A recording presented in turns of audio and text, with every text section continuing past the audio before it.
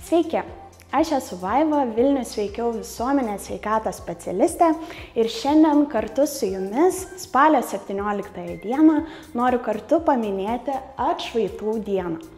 Ši diena yra skirta priminti apie atšvaitų svarbą ir kartu paskatinti mus visus būti atsargesniais kelyje, ypač šiuo metų laiku, kai tamsa mus pasiekia vis greičiau. Pradėkime nuo to, kasgi yra atšvaitas. Atšvaitas tai yra speciali ir būtent šviesą atspindinti priemonė, kurią mes dėvime, kad būtume pastebimi tamsoje. Taigi, kai automobilio šviesos apšviečia atšvaitą, jis pradeda švytėti ir taip galime būti pastebimi iš žymiai tolimesnio atstumo. Įdomus faktas.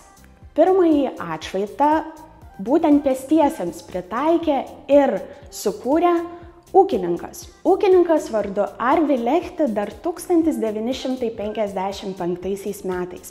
Taigi atšvaitai tarp mūsų pėsčiųjų yra jau beveik 70 metų. Tai yra paprasta, bet labai efektyvi saugumo priemonė.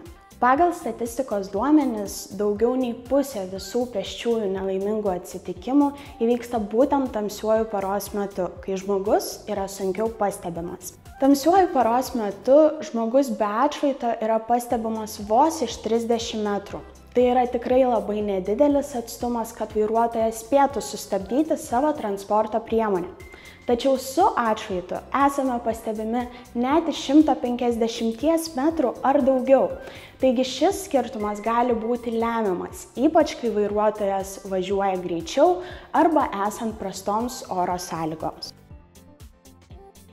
Kaip matote priešais mane, atšvaitų būna įvairiausių spalvų, pavidalų ir formų, tačiau svarbu ne tik turėti atšvaitą, bet ir jį tinkamai naudoti. Kadangi atšvaitas turi būti matomas iš visų pusių, kalbant apie juostinį atšvaitą, rekomenduojama jį dėvėti dešinėje kūno pusėje. Geriausia jį pritvirtinti transporto priemonių žibintų aukštyje, tai reiškia ant rankos arba ant kojos blauzdos. Tokiu būdu būsime pastebimi tiek iš priekio, tiek iš nugaros. Jei turime kitokios formos atšvaitą, priklijuojama, prisegama, jie puikiai atspindės šviesą, jeigu bus uždėti ant kuprinės, galbūt prisegti prie palto ar striukės kišenės. Tačiau tam, kad jaustumėmės dar saugesni, galime naudoti ne vieną atšvaitą. Kuo daugiau jų turėsime, tuo saugesni ir patys jausimės. Dar vienas įdomus faktas, kad nors įvairių spalvų atšvaitai yra gan populiarūs ir mėgstami vaikų, tačiau geriausiai matomi yra baltos ir geltonos spalvos atšvaitai. Jie yra matomi net iš 300 metrų, o tai yra tikrai labai tolimas atstumas. Visuomet pasitaiko ir klaidų. Taigi viena dažniausiai daromų klaidų atšvaitų naudojame yra tai, kad jie pasislepia po mūsų drabužiais ar yra tiesiog prisegami netinkamoje vietoje. Todėl yra labai svarbu, kad atšvaitas visuomet būtų matomas, o ne pasislėptų po rankovę ar ilgu šaliku. Ir nors dabar kalbėjome apie atšvaitus einant keliu, atšvaitai yra skirti ne tik pėstiesiems. Juos taip pat turėtų naudoti dviratininkai, elektrinių paspirtukų vairuotojai ir visi, kurie juda gatvėmis ar šaligatviais. Taigi, jeigu važiuojate dviračiu, pasirūpinkite arba atkreipkite dėmesį, kad ant dviračio būtų 4 atšvaitai. Baltas iš priekio, raudonas iš galo ir 2 oranžiniai atšvaitai pritvirtinti prie dviračio ratų. Tokiu būdu dviratis bus pastebimas iš visų pusių. Na, o kalbant apie transporto priemonės vairuotojo aprangą, galite naudoti štai tokią liemenę. Liemenę galite dėtis ir per mokyklinę kuprinę, ir po mokyklinę kuprinę.